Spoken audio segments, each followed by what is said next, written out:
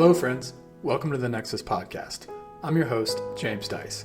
Each week, I fire questions at the leaders of the smart buildings industry to try to figure out where we're headed and how we can get there faster without all the marketing fluff. I'm pushing my learning to the limit, and I'm so glad to have you here following along.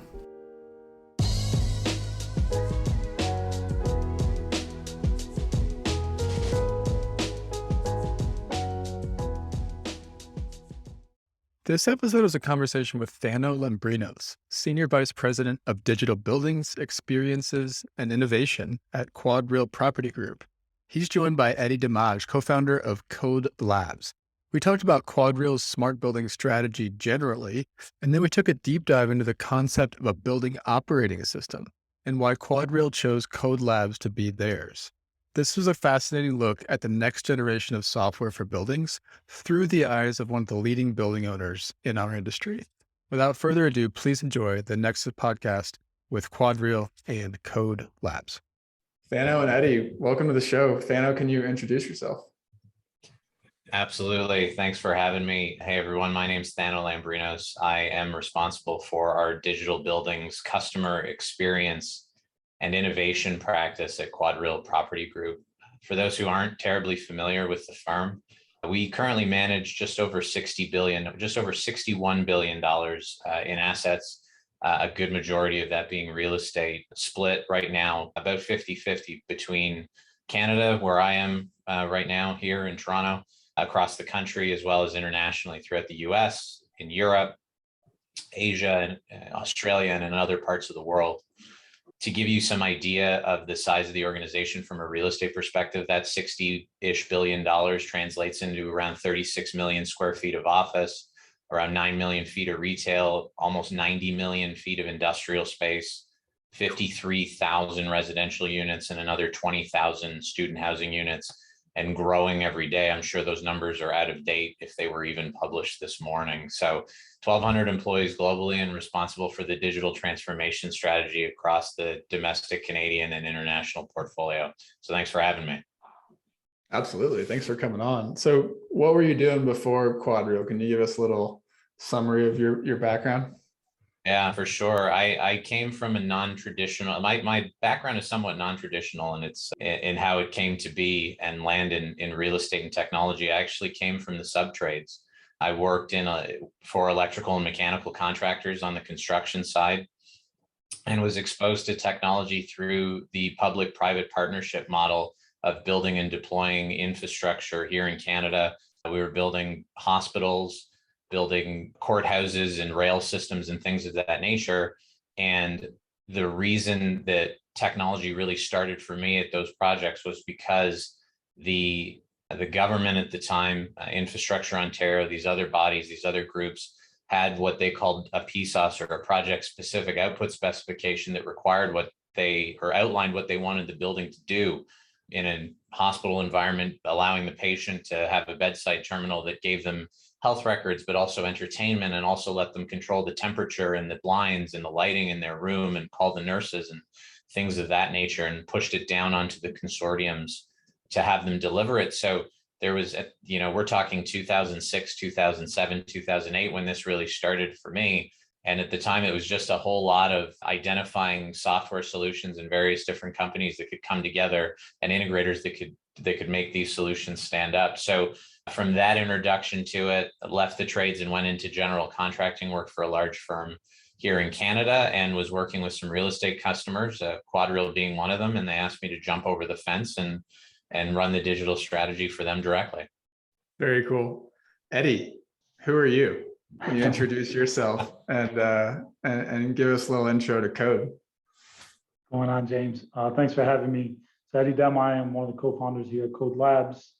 As far as what KODE Labs is and what we do, we're a smart building platform that helps integrate, normalize all building systems, including any IoT, so it's not just core BMS, but it's any IoT or really any other system, access, cameras, whatever it may be, integrating it into a single pane of glass to help visualize, control, and analyze using this holistic approach. So we're not stuck to any one area where we're optimizing or doing any one thing based on just one variable or two variables. The idea is that anything that has any means of communicating can be integrated into a platform that can normalize that data and then use it to enable a variety of different use cases across, in a scalable way across portfolios, not just one building or two buildings at a time. Cool, great intro. So, give me a little history on KODE Labs. When did you guys start it, and what's it grown up to today? And so, Edgewood and I were the two co-founders here at KODE Labs. We both have been in and around real estate space for a while, really, I'd say our whole adult lives. Edgewood was on the integration side, bringing building systems together, that side of it. And I come from the connectivity side. I co-founded a company prior to KODE Labs called Rocket Fiber, where we were top 3 fastest internet providers in North America for 6 years in a row. And what we did there is we essentially build that underlying infrastructure that enables everything to live on top of, right? We exited that in 2020, but 2017, Patrick and I were looking at the space, and I managed a bunch of real estate, and we bought and done real estate development prior to that with Patrick. We always felt like everything we did in and around real estate was just really manual, very expensive. And in particular, with regard to building integrations, nobody could quantify the deliverables. It was always you could tie this, that, and the other. It would take 17 months to do, cost millions of dollars. And then when you have to go to ownership and actually tell them that, hey, this is a cool to have, what they want to know is, am I generating more revenue? Are you lowering my costs? Or is this just a nice to have kind of a thing? And for a long time, for us, it felt like it was one of those nice to have, very hard things to pitch. And we thought we could do it better. So we've started other companies prior to this and in the software space as well. So what we did is we said, hey, we have a team of people that have this variety of different experiences that if we could bring together, we could really build something cool that is a plug and play that I'm sure we'll get more into. So in late 2017, we started putting a team together with some key people and started building this vision, this platform that started with us too, but really all the people that have been attached to it are just as much founding members of the company as Etchik and I are. And then they kind of took it over, and then they've been building it, and it's been an incredible ride since then. And we're now about 74 or 5 people and adding every day. So not the numbers that Thano was talking about, but I with 70 some people, I'm losing the numbers here by 1 or 2 every week, I feel. And doing business in all over US, Canada, Australia, UK, and expanding around Europe as well now. Cool. Yeah, this podcast will come out in early 2022, and QuadReal will have more buildings, and you guys will have more employees, I'm sure. So this will be out of date when it's published. But the impetus for this conversation was Thano's presentation at RealCom, which I very much enjoyed, and told him so when we met. And we thought might as well talk about it, unpack it a little bit more in the context of this software layer that you guys are adding on, Eddie. So why don't we start with can you give Thano an overview of the QuadReal smart building strategy to give people some context? Yeah, for sure. So we felt very early on that it was important to define to Eddie's point, what this promise of smart buildings was actually going to deliver us as a real estate owner operator, and what promise it was going to deliver to our tenants. So we spent a bunch of time early on with various different stakeholders across the business, in leasing, in development, in construction, in property operations, in investment management and asset management, and sustainability, to identify what was important to them and what their key business drivers were. And we came up with 7 that we use as kind of the decision-making points for any digital projects or any use cases we look to stand up in the built environment.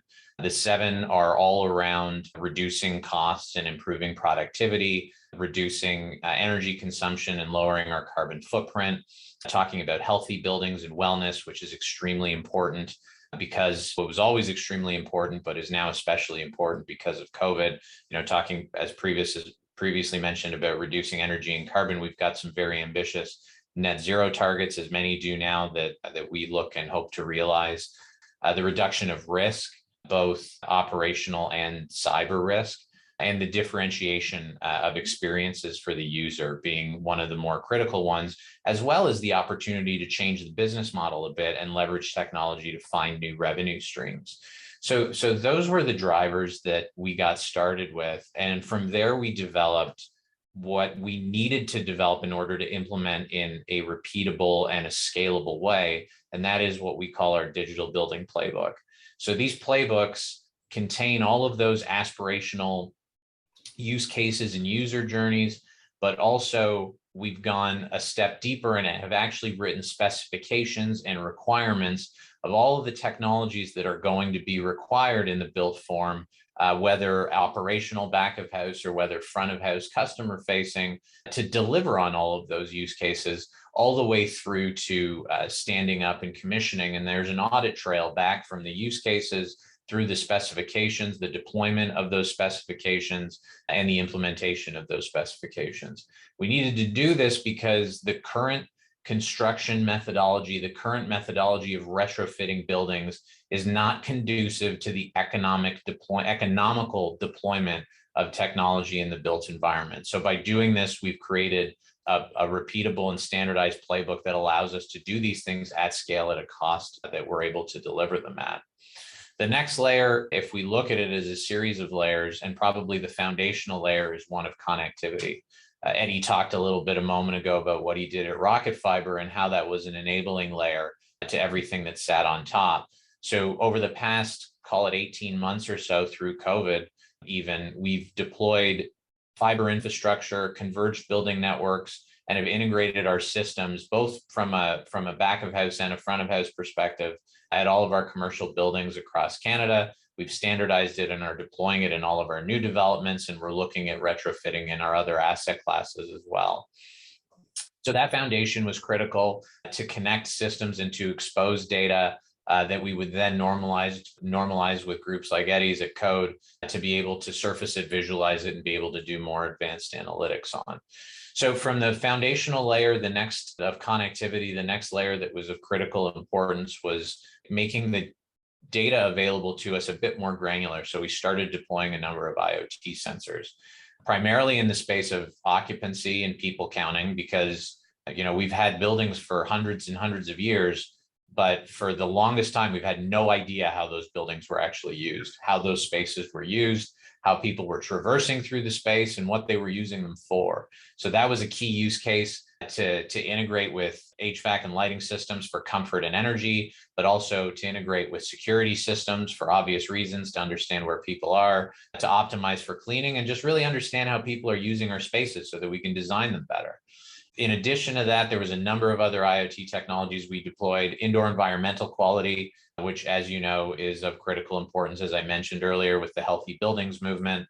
Leak detection for loss reduction. Floods are the new fire, unfortunately, and we're seeing this get worse every day. So being able to mitigate those issues are of huge importance. Consumable reduction, things like waste and toilet paper and hand towels and hand sanitizer and things of that nature. So the less of it goes to the landfill, we use all of it, and we optimize the way that we clean, and adding a layer of mobile access on top of all of our systems so that we create the credential. The phone is your credential. So that's the best way for you to access a space physically or virtually. A couple more things and then I'll stop rambling. But the layer on top of that before we get to KODE, I'll close out with our friends at KODE here. On top of that we built was actually our own digital platform. So everyone talks about tenant engagement and tenant experience. We canvassed the entire market and realized that there were some good solutions out there, but they were pretty expensive. And when we looked at what we could do based on the scale that we had and the cost it would take for us to build these solutions out, and the fact that we could control our own roadmap and our own destiny, it became very appealing to start looking at doing this ourselves. We are not a software development house. All we've done is create a thin layer that allows fantastic services like KODE and like food and beverage services and like other systems to appropriately integrate them in so that we can surface them to the customer in a unified way, and then add on top some other functionality like event booking and building information and communications and other things of that nature. So we created QuadReal Plus for ourselves, which is now deployed across our commercial portfolio, soon to be deployed across our residential portfolio as well. And also we've created a thin layer of digital workplace management that allows us to bridge the gap between landlord and tenant and enhance the services that we deliver to our office tenants. So those are two bespoke kind of customized solutions we've created within QuadReal that we're utilizing on ourselves with our tenants and also with our joint venture partners. And last but not least, our friends at KODE that are part of that top layer, kind of next to that customer platform layer, if you will, that allows us to bring in all of the building system data, visualize it, do command and control, eliminate a bunch of disparate head ends, save costs there, change the operating model, really look at the way that we operate our buildings and change that from a one building operator per 150,000 square feet. And maybe we can stretch that, and maybe we can repurpose our people to manage larger portfolios if they're very highly technically skilled. This also allows us to surface other services to customers and overlay analytics and machine learning and AI to drive efficiencies, to drive cost reduction, but also drive the comfort and the health and wellness in the environment. So that was a long diatribe, but that kind of in a nutshell gives you a sense of what we're doing here at QuadReal. The reason I like talking to you is because the way that you just described that, walked everyone through everything that could be like 12 hours worth of a podcast. And I feel like I got a really good overview just from the couple of minutes there. You started with a business case, then use cases, and then you're walking through infrastructure and then outcome, or the actual technologies that sit on top of the infrastructure. And that aligns so clearly with the way that we teach things in our foundations course. So I appreciate that. I was lucky enough to present to our board last week, and if I couldn't distill the message and the strategy in 10 minutes, I'd have had a big problem. So, so that's a learned and practiced approach to describing digital and smart buildings to the real estate community. Totally. Well, we could probably do an entire year's worth of Nexus podcasts on everything you just talked about, but we're going to zero in on just that one layer, which is, you guys call it integrated operations platform? Is that what you call it? We call it our integrated building management platform. Okay, integrated building management platform, which is where KODE comes in. So Eddie, what does that mean to you? And I want to draw a parallel to this acronym that I see in the industry a lot today, which is building operating system. It's not my favorite. I really don't like it very much. Can we try to define out what this thing is? What are you guys developing, and what is a building operating system? It's not a very fair question, but we'll go for it. Oh, that's fine. And I couldn't agree more with you with regard to use of acronyms and different terminologies. I think Thano touched on it at IBCon a little bit, but there's been a lot of talk about a lot of things for a long time.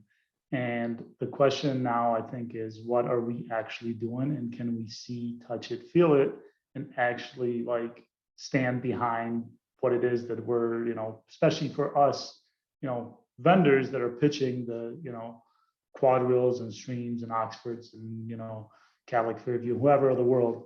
Can we see this thing, right? Because it's really easy to talk about use cases and so on. So our approach, and the reason we call our core, platform KODE OS, which is the operating system, is because our definition of an operating system is something that allows for others to pull from and do whatever it is that they need to do, but also offers all these different applications to enable whatever use cases you want. QuadReal has 7. There are other clients that have other things that need done. It needs to have the flexibility to allow for all those things to happen. Our approach, again, the reason we haven't made a whole lot of noise until about 12, 14, 16 months ago is because we went out there and we were working with a bunch of different clients and getting our products deployed. And we wanted to be able to show versus just talk, and our approach to talking with even potential clients or partners, is always, let's just jump right into an actual demo so you can see it, touch it, feel it, play with this thing, versus going through presentation slides. It's just not, we're talking about technology, and yes, we've in our industry, I think it's taken a bit. I think we're getting there with regard to, like, we've had a lot of dreams, but like to actually bring them to life has been a bit challenging and or costly and or both. And our approach is that once we deploy, like, you get a lot of companies that say, hey, we'd like to do a pilot. And our answer to that is, that's great, but how about like we do 7 of them all at the same time and have your building turned around in the next 14 days, literally all 7 of them, fully integrated, data normalized, give us whatever systems you have. You now have a platform where you're not piloting one building, but you're piloting this across 7 or 10 or whatever you want. And it always goes, what, like, how is that even possible?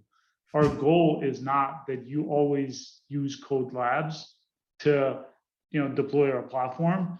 Quite literally before this call, I was told that, I think, Thano, one of your buildings, you have people that are now literally deploying the platform on their own.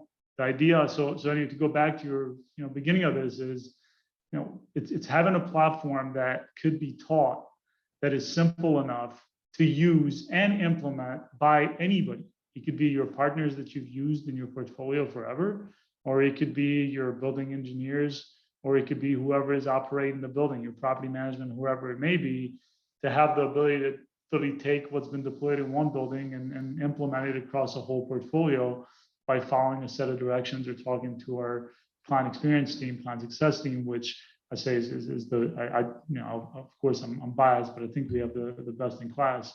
And then last but not least, it's having internal to whoever owns this operating system that's being called, having a team that's structured in such a way where when we talk about, you hear a lot of like, we do ML and AI, we do energy savings, we do X, Y, and Z. And it's like, well, let me just literally go on LinkedIn and look at the structure of your team. And like, you have to be able to, like, these things don't just happen by, having, 1 or 2 people that could kind of talk and touch all these things. So anyways, our approach has been, if we're pitching it, it needs to have a quantifiable return to an owner or a manager of a building or portfolio. It needs to, like, they need to be able to, like, see it, touch it, feel it in a scalable way and in a timely manner, which helps, be able to deliver this cost-effective solution. So that's our definition of an operating system. Okay. So you're like, let's not try to define it. Let's just do it and show you. Yeah, like there's been a lot, again, like there's been a lot of talk, and there still is a lot of talk. And I think there's some phenomenal companies that are doing some amazing things in the space. I think our co-founder Etchard actually said it in one of the other podcasts that, like, 2022 will be the year of partnerships. I think we'll see a lot of companies come together and partner, actually realize that, look, like, maybe we're not competing with you. Our view at KODE Labs is that we could work with anybody, anywhere, because the platform is built. Like, if you truly have an operating system, you should not, like, we shouldn't have to pitch QuadReal on just like the one thing. Hey, Thano, let me just optimize your HVAC as an example. Like, if that's all we're doing, then we're out, because maybe he has something he's using. But it's being able to provide this holistic view and also be able to use data from all these different variables, which again has been talked about a lot.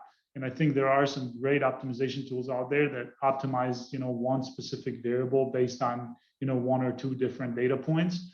But to be able to take this holistic view, I mean, Thano touched on it on a lot a couple minutes ago here, but enabling an amazing experience and driving energy efficiency and reducing risk, like, those things can actually all happen together, because they happen in all other industries.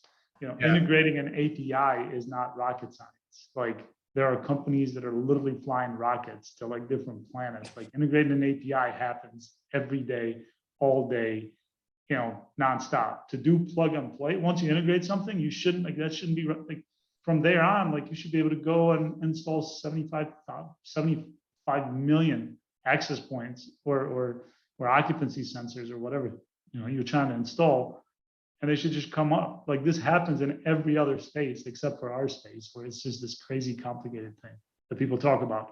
We are in this to simplify it and make it quantifiable. That's it. So this concept is tough because we're not to where we have like the operating system in buildings yet, like a Windows or, you know, Apple operating system yet. But do we have people? KODE Labs. Well, so yeah, that's why I wanted to talk to you guys about it. So, but hear me out. So this is where we've been in the industry so far. Is we have a bunch of people talking about operating systems, but I think the subtext is that we're not quite there yet, or what they were referring to an operating system as was not like the operating system on your computer. Then you have companies that are like doing, like you said, energy. Like I'm just gonna throw Lucid, now Atrius, under the bus. They have the building OS, right? That's their patented name for their software, but it's energy it's utility bill benchmarking, right? That's not an operating system for a building. So what I'm hearing from you, like if we try to define it, and I'm always like trying to define acronyms for the industry, but like you're connecting to all the siloed base building systems, it sounds like, two-way communication between them. You're not just doing that in one building, it's a portfolio approach. So site level systems like Niagara, for instance, that this differentiates this from that, basically, like, you know, this is a cloud-based, cloud-first portfolio level approach. And it's built on providing applications for different people to accomplish different things, it sounds like. So it's not just throw all of your data onto a dashboard and say good luck. It sounds like it's taking it beyond that and actually integrating the data and the control capabilities into people's actual workflows. I think what was important, I think what was important for us as we looked at this, James, is, to your point, it couldn't even just be base building systems. We needed more than that, right? We needed the ability to integrate all of the different IoT sensors that we were deploying. We haven't done this yet, admittedly, but very soon we'll start to look at enterprise solutions and bringing in various different enterprise solutions into the fold and seeing, you know, what data points from our, whether it's leasing systems or financial systems or, you know, HR systems or what have you, that could be relevant in here as well. So we really needed a layer that was, as you mentioned, could provide two-way communication, command and control, but also could bring in sources of data from anywhere. Make sure that it was repeatable and scalable to the point that I don't have to go to code every time we want to make changes. We can have our building operators. In fact, once we get all of these APIs stood up, they could maybe do the next building themselves if they really wanted to, right? So this is the type of flexibility that we specified and required in our documents when we first started doing RFPs in this space, and where we befuddled much of the market because, you know, to your point, their definition of a building operating system was my operating system that you have to pay me X amount of dollars a year to use, but only I can really update it. And I kind of select the partners and the integrations. And if you want something, I'll let you know if we were going to put it on our roadmap or not, and so on and so forth. So that was the key bit for us, is identifying a solution that would allow us to satisfy these things, that we could deliver at scale at a cost that I could go to asset management and investment management and build a case and tell them what we were looking to accomplish. And when they looked at the figures, they were like, okay, that's a reasonable amount of money. We're not talking about millions of dollars per building to stand a bunch of pieces of data up, visualized very pretty with a lot of colors and charts for outcomes unknown.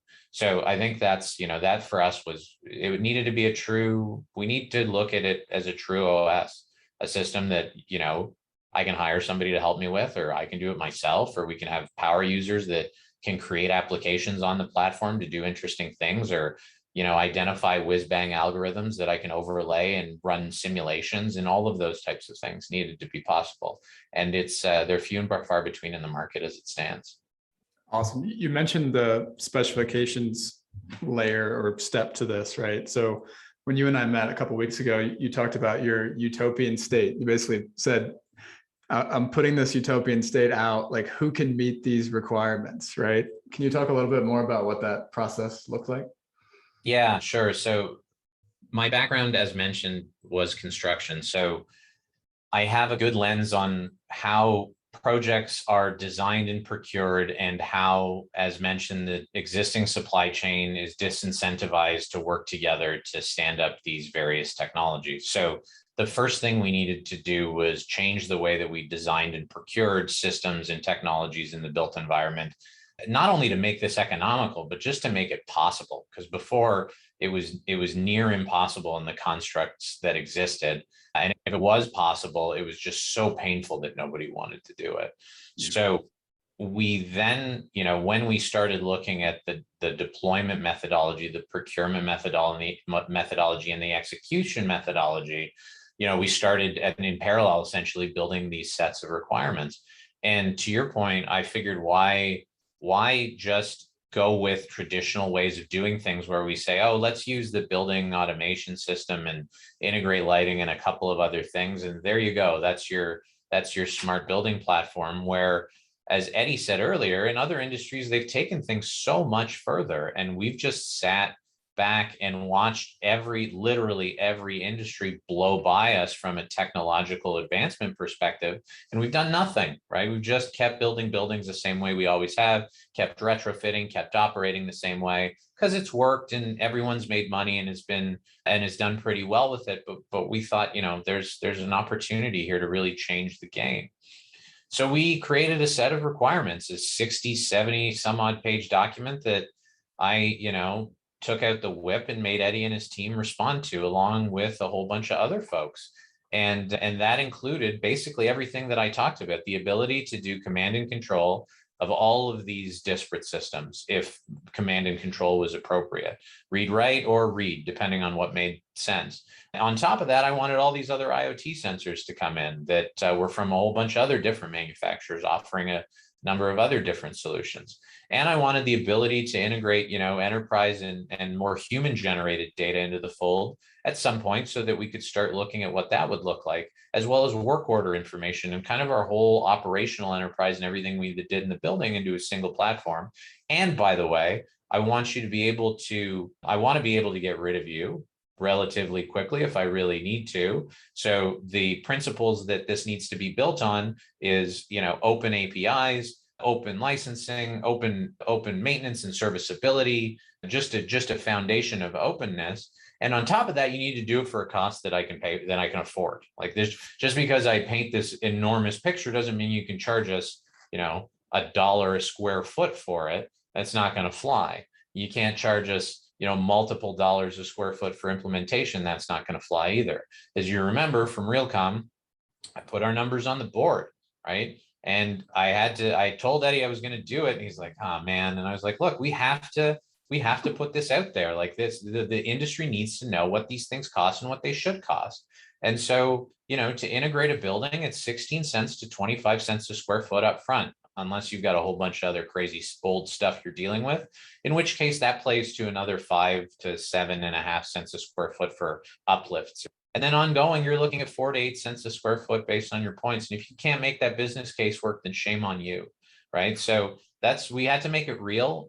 We had to shoot for the moon, and we had to find a partner that was willing to come along for the ride with us and understand that, sorry, you're not going to get your $1 billion valuation on one building multiplied by the dream of doing 1,000 buildings in the same way. So this way you're going to generate $500 million in revenue a year off of 3 customers. Not going to happen, at least not with us.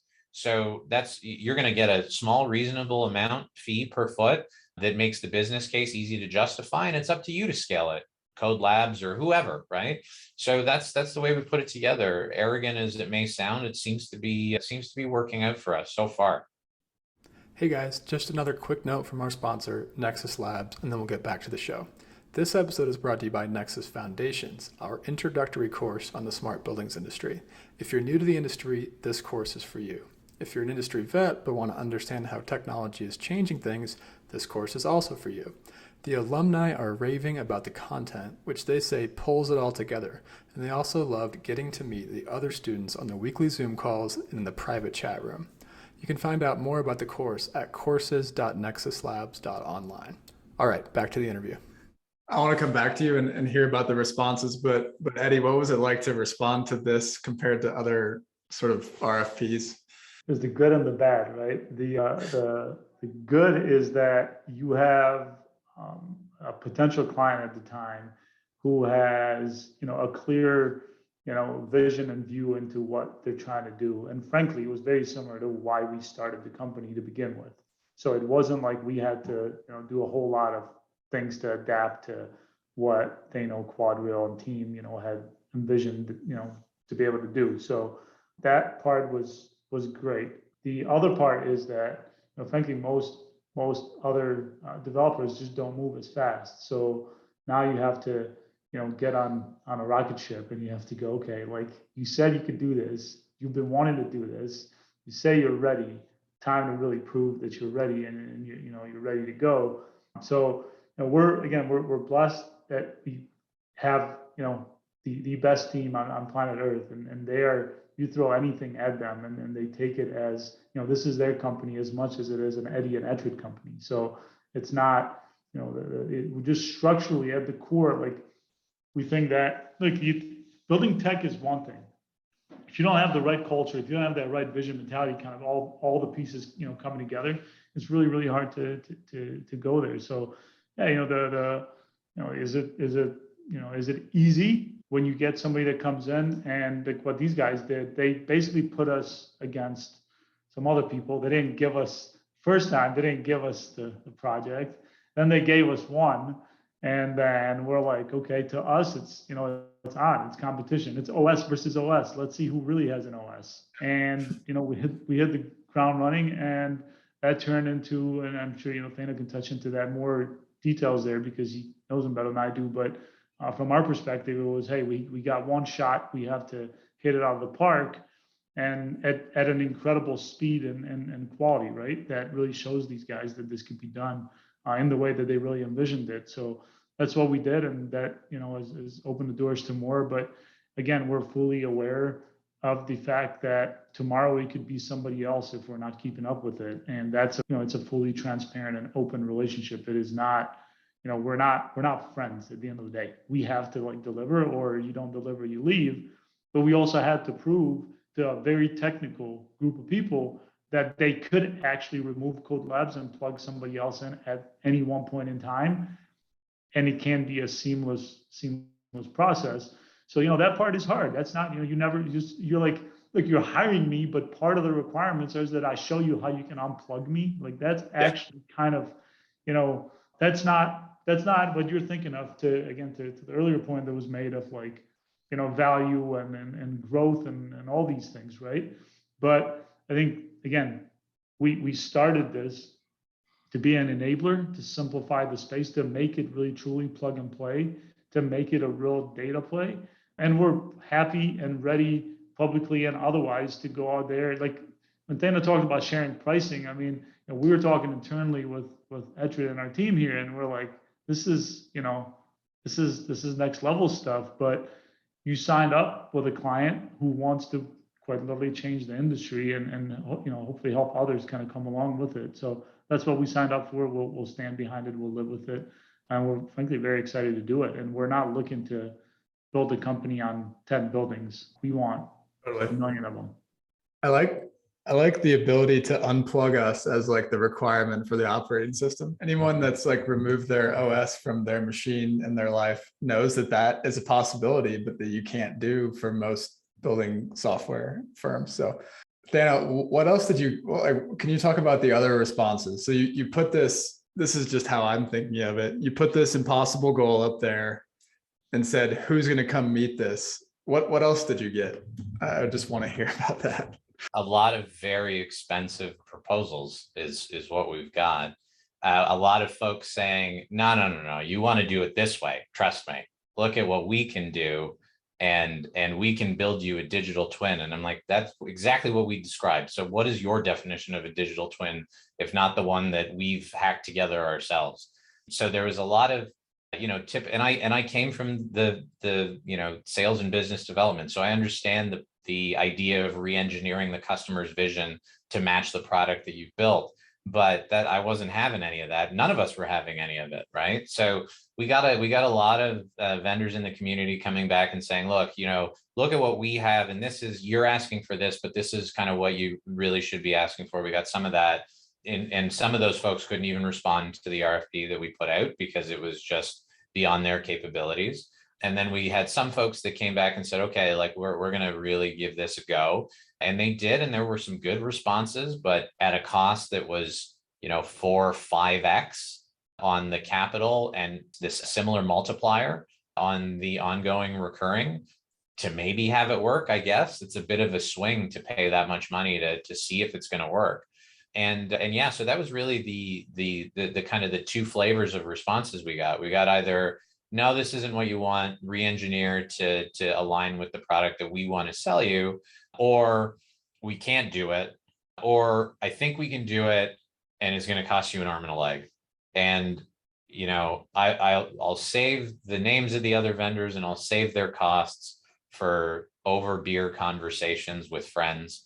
But what I will say is that these gentlemen on the phone, or the gentleman on the phone, Eddie and his team, managed to show up at a cost that I budgeted for, which was scary, because when you say you're going to deliver something for the price range that I said, that I just mentioned, that 16 to 25 cents a foot or 4 to 8 cents a foot on an ongoing, and it's going to do all of this stuff, I would have looked like a goofball if these guys didn't show up and manage to deliver for us. So that's what we got from the market.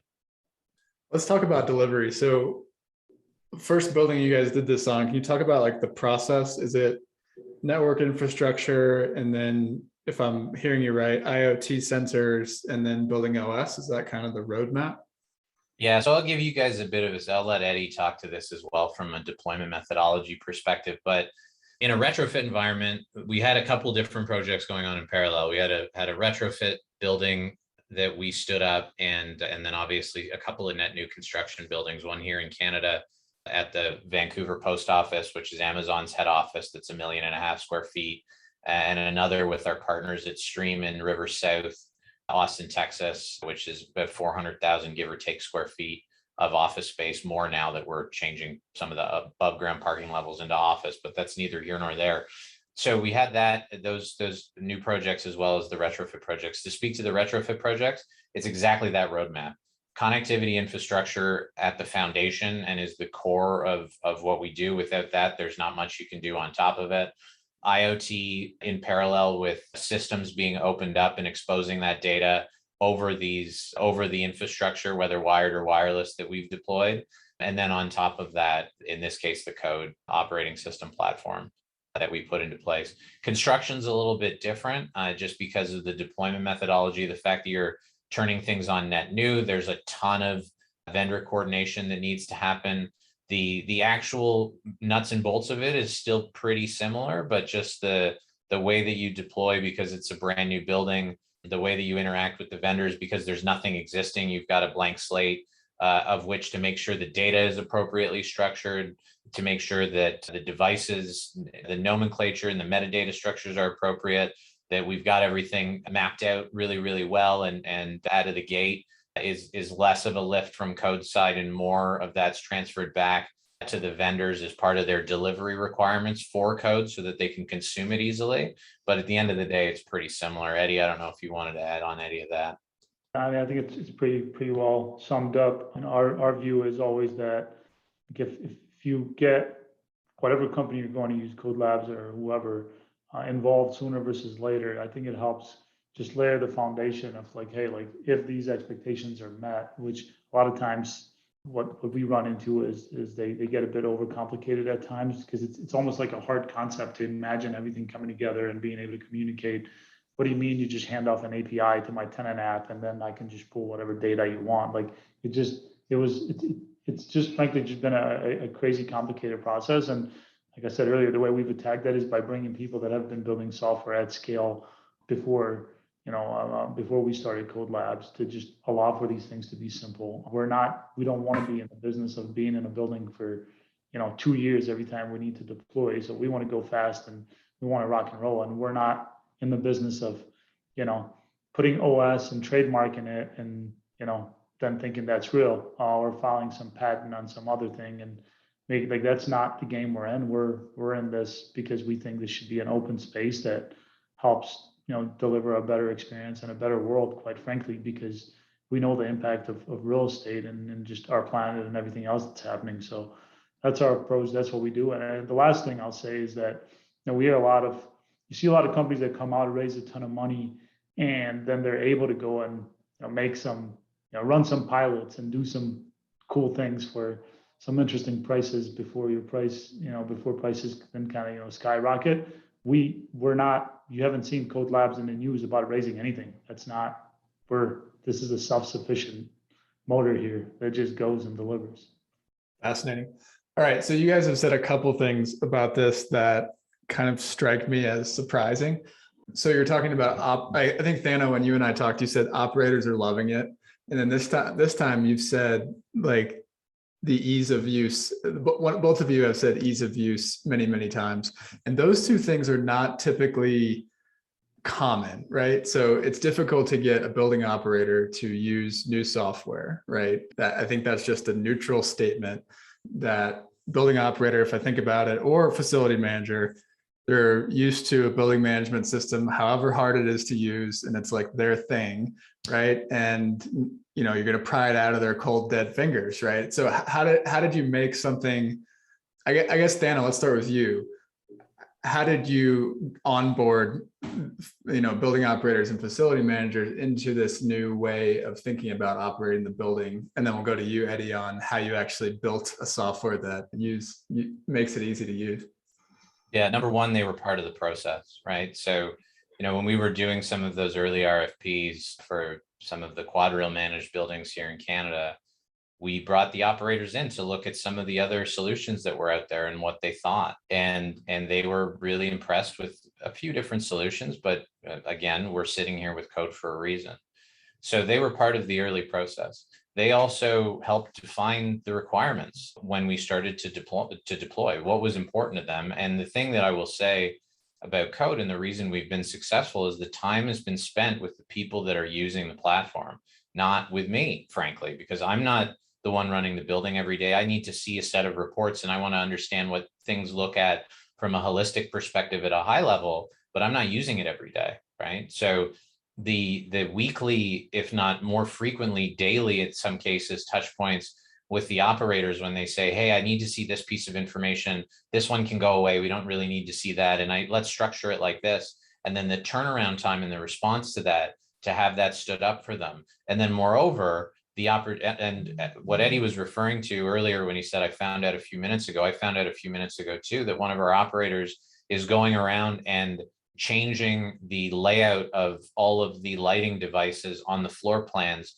to exactly where they exist on the floor plan. And he's doing that himself because he wants to be able to not just get indicatively in this space or in this room roughly where the lights are. He wants to be able to kind of pinpoint exactly where these lights are. So when they do command and control, or when they have issues with operations, they know exactly where stuff is, and what they're touching on the screen is exactly represented in the physical environment. And that's what we're able to do with this solution. And that's what one of the main requirements was. So, how do we get them to like it, and how do we get them to move away from what they're used to? Number one, make them involved in the process. Number two, actually present them with a solution that's going to make their lives easier than the one that they have, which I think they've realized.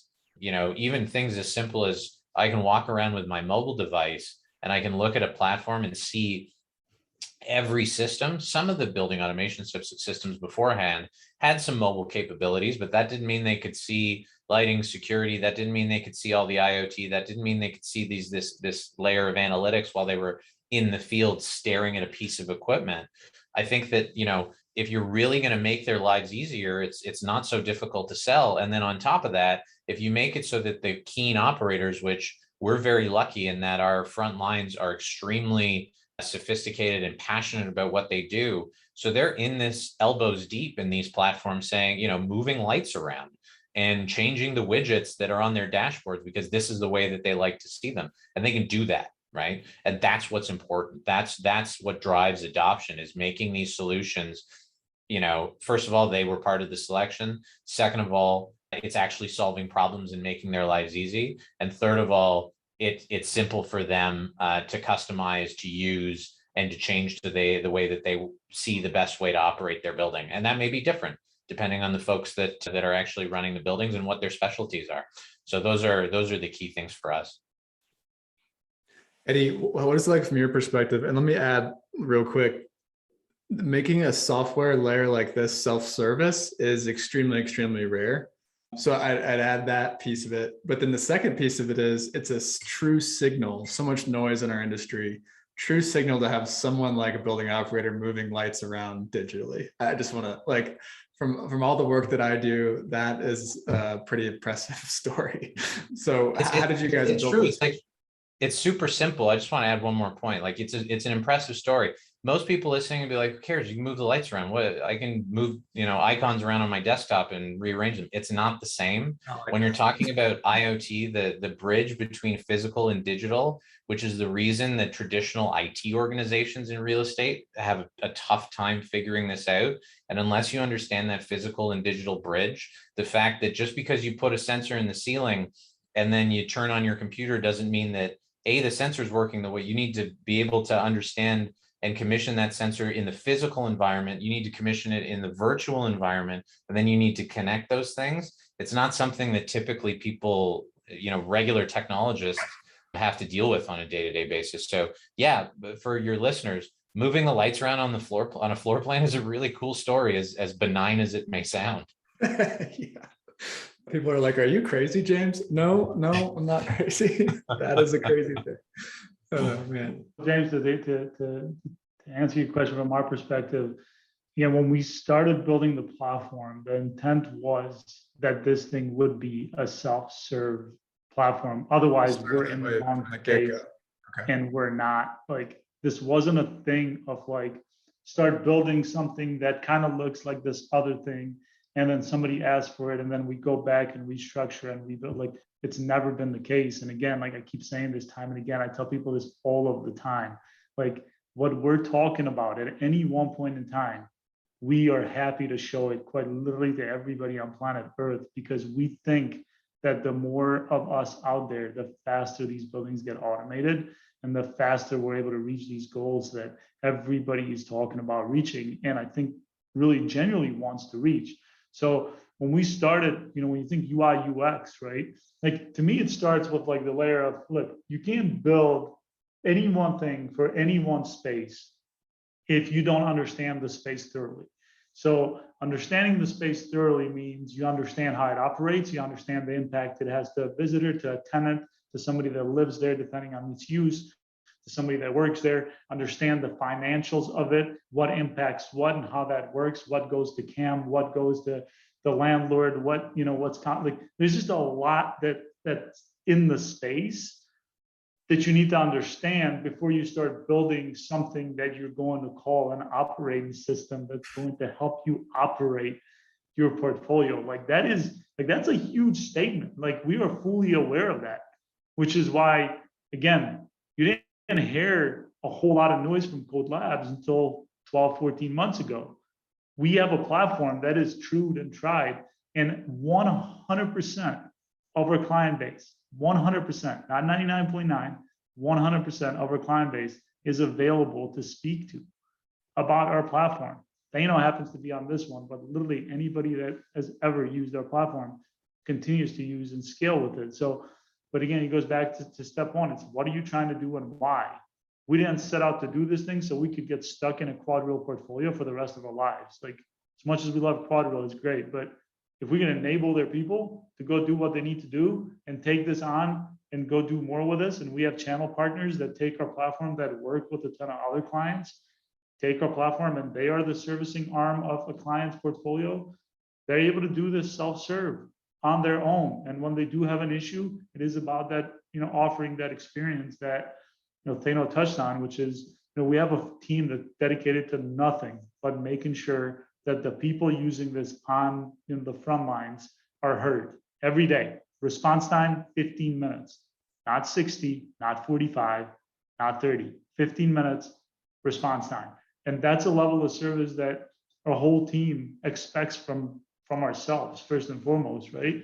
So that's what's led to, I think, people loving the platform. And again, an operating system should be one that you shouldn't want to, just step out of, which is why they have a hard time stepping out of the ones they're in today, to your point, right? Like, as bad as it may be, I'm used to this.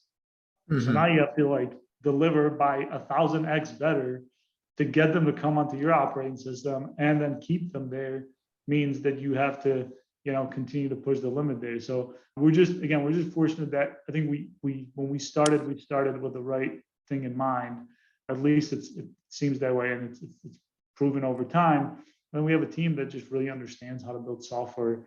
And that's 2021, 2022 now, and not continue to build on the same old graphics. Like I can have a whole conversation about graphics. Yeah, I'm sure. Well, that's fascinating that you said that from the get-go. Let's make this self-service. Let's make this able, anybody can operate it. Thano, that speaks to one of the business cases that you talked about earlier, which is leverage building operators across more square footage. You also talked to me, I think, personally about service contracts. Can you talk about how this software layer maybe makes service contracts and that process more efficient? Yeah, absolutely. I mean, it's no surprise that anyone who's operated a building or a portfolio of buildings of any size requires mechanics, requires electricians, requires service people to come and maintain pieces of equipment on a set schedule or on a time and material as needed basis when things don't work so well. We've relied on this model forever, and there's been no real catalyst to make a change. We've got more advanced systems now in building automation that gives us some visibility into how things are operating, but a lot of it's reactive. So we feel that if we have at scale a better understanding of how our pieces of equipment are operating across a portfolio, that we can change the methodology in which we engage in service. So now it's not on a schedule, it's based on what the data is telling us from those devices on how they're operating, run through a machine learning or AI algorithm that has modeled its operation based on 1 million pumps that are exactly the same, that are all 25 horsepower, that all operate this way, to identify anomalies so that we can identify when service is required before it's required. And our service contracts, our traditional maintenance every month service contracts, go away, and they're driven by data, which may require more frequent visits, or ideally the hypothesis is that the visits will be as needed, and by being as needed will extend the life of the devices and delay the capital deployment required to replace them. So there is a significant change in which we can engage with our service providers based on this data at scale, understanding devices at scale. So not just how this one pump, how this one fan coil, how this one VAV box operates in this building, but how this manufacturer of fan coil operates across our entire estate and what that means to us. So there's lots of opportunities there from a purchasing perspective moving forward, having a better understanding and inventory of all of the devices that we have across the portfolio. And then the last bit that I'll share is, at some point when you've got enough scale in a region, maybe the model starts to change where you insource some of these services. You don't just have to continually outsource services to service providers when you've got enough scale and you have enough information to understand that, if we hire 1 or 2 kind of technicians of whatever skill set you'd like to name, we can bring those folks in and we can actually save money and have them focus on our portfolio, leverage this information to either deliver service or maintenance or repair type of requests, because we understand the scale in which they're coming in, and we understand the scale in which we have.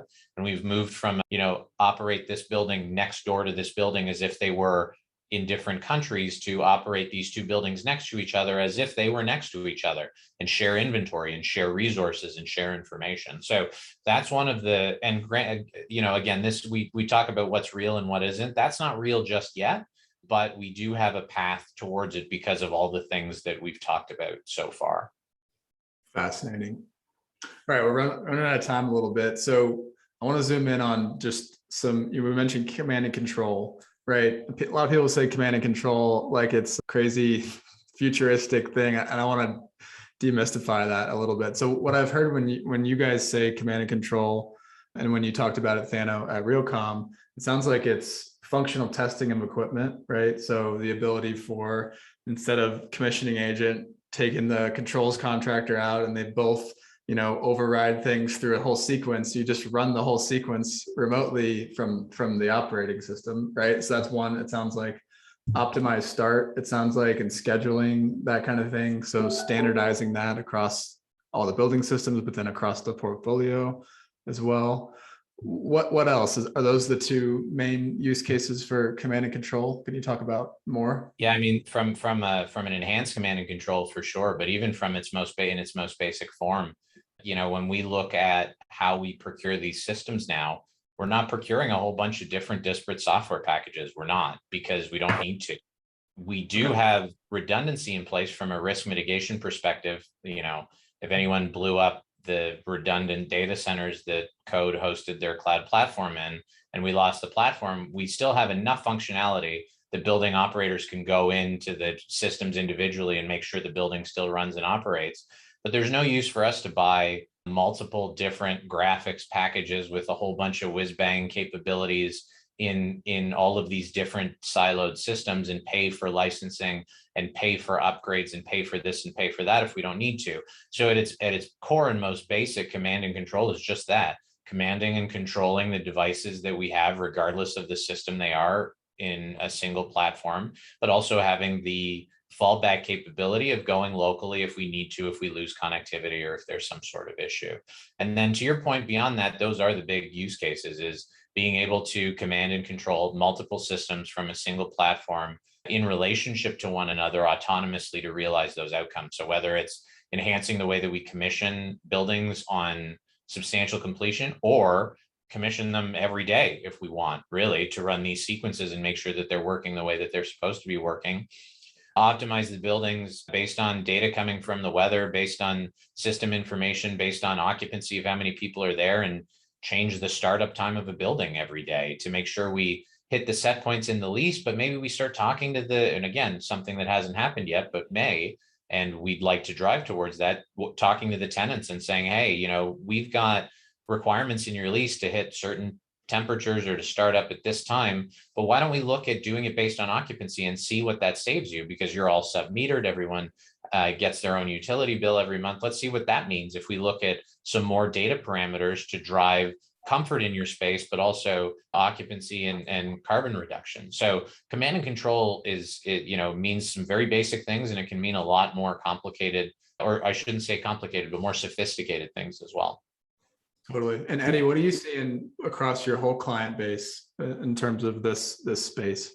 I think in addition to what you guys touched on already, for us, it's command and control. It goes way beyond just the building, base systems that again, this is traditionally we've heard, FTT and FDD and OSS and all that, and it's great and extremely useful tools and ones we also provide. But it goes beyond that now when we talk about creating these experiences where you feel like, talk about the metaverse, right? Like I'm in it, but I don't even know I'm in it. Like it needs to be like this seamless experience. And that's what we're driving towards. We talk about, we have, like River South, I'll touch on that since that was the building that, won the smartest building here, but there are a multitude of different buildings with, QuadReal, but others now as well, where command and control also could mean access. Like, when I scan into the garage, I want to know, I think have that communicate to the elevator so that there's an elevator already heading down and I'm not sitting around waiting for 4 minutes, on the elevator, so that the building itself is more efficient with regard to how people move. So there's a ton of other use cases like that, command and control. If you have a good application where you can send people, you can a push notification that says, are you coming to work tomorrow? And what time do you plan on being to work tomorrow? Or in the morning?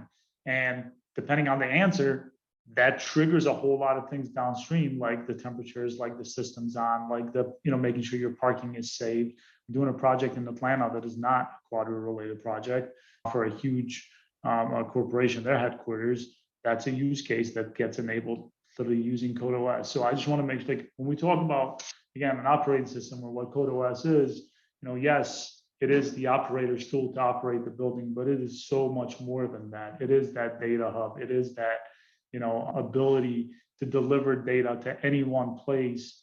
And if you want it to work autonomously, you have the ability to do that by literally coding in an API. You guys talked about lighting and moving lighting around. Like, that is something, to me, that's like really the whole KoDe Labs team. That is like the simplest thing on planet Earth, because so you have occupancy sensors, and now you have 75 other buildings that you want to install them on, and you've tied the API. Like just go plug the occupancy sensor, open up your app, and literally plop it where you need it to go. And then it starts generating and delivering data. Like, as long as the hardware itself, this is why at KoDe Labs, we are strong believers that there are some phenomenal hardware companies, starting with the big guys, your Siemens, your JCI, everybody else, make good hardware. But like, software has just not really been their specialty. And while sure, you're a big company, you can go on an acquisition mode and you can acquire and try and kind of patch it together. Like, that's like, they make great hardware, but their interests are not aligned with you, the owner, with regard to allowing you the openness and the scalability that we've been talking about today, and that's talked about all the time. You ask owners, I think they talk about, I want open this, open that, and then you ask who they work with, and you're like, yeah, no, that really sounds like it's very open, and you're going to deliver on all these things. The last thing I want to touch on, which is really, really important, and I actually think it's the most important piece from an educational standpoint in our space, and that is that you, the owner, need to see beyond just, well, tenants are responsible for energy, so why am I like spending a bunch of money? Like, you have a fiduciary duty to your tenants to actually make sure that their spaces are efficient. By the way, if you use that data correctly, which some, shall not mention their name, are using, you can use that data to now pitch your building against the building across the street as, look, yes, I may charge you $1.50 more a foot, but your overall net costs are actually going to be lower, and you can use the space. You talk about attracting talent and all these things. So I just think there's this piece of like what I, as an owner of a building, have to do versus like, well, you should be doing everything and anything you can to deliver the amazing experiences and efficiencies to your tenants, because if used correctly, you can generate more revenue. And we have a real life use case that will go actually public here soon, where there's a building that is generating over 20% more than what the rate that the building was underwritten at, because it is a fully autonomous, smart building with all of these amazing use cases and efficiencies in place, and it's being pitched in that, in that light. These are the things that I don't think are talked about enough. But again, to us, this is how you quantify what you're delivering. Like, you don't need to listen to KoDe Labs ever. Go talk to any one of our clients. Here's real case studies, and here's the things that you can touch and feel. So awesome. That's a good place to end up. I like that little sermon at the end there. Thanks, Eddie. Thano, any last closing remarks in the same vein? Listen, I don't know if I can follow that up and articulate it as well as Eddie did. It was almost, his inspirational, guy at the platform addressing the masses type of closeout. But what I will say is that this stuff is real. Like I said on the stage at Realcomm, we know what it costs, we know what it can deliver. And now it's a matter of getting the industry's head wrapped around actually doing it with folks and vendors, because it takes a village. It's not just code, it's code and the partners and the other systems that are integrating, and the IoT and the other various platforms that deliver on unique value propositions that are required to stand up these solutions. And then go do it and stop talking about it, because we've been listening to the same story, since I started focusing on smart buildings, I don't know, however many years ago. It's always been, that story that Eddie told, the elevator comes down and greets you because it knows that you're in the parking lot. I mean, we've been talking about that forever. And you know who's done it? 0 people up until very recently. So stop talking, start doing. The tools are in place, the vendors exist, the folks that understand how to bring this stuff to bear exist. So start doing it. Don't let the community make it sound more complicated than it needs to be, as Eddie was talking about earlier. This stuff's not rocket science. I'm not the smartest guy in the world, and I've managed to figure it out, which says quite a bit. So, if I can do it, anybody can do it, sort of thing. But yeah, it's just some simple process. It's a few folks in the right seats on the bus, and you'll be able to get to the same outcomes that we've been talking about for some time, but actually deliver on them and demonstrate measurable results. Awesome. Well, thank you too for coming on the show. I learned a lot and I really appreciate it. Thanks for having me. James. All right, friends, thanks for listening to this episode of the Nexus Podcast. For more episodes like this and to get the weekly Nexus newsletter, which, by the way, readers have said is the best way to stay up to date on the future of the smart buildings industry, please subscribe at nexuslabs.online. You can find the show notes for this conversation there as well. Have a great day.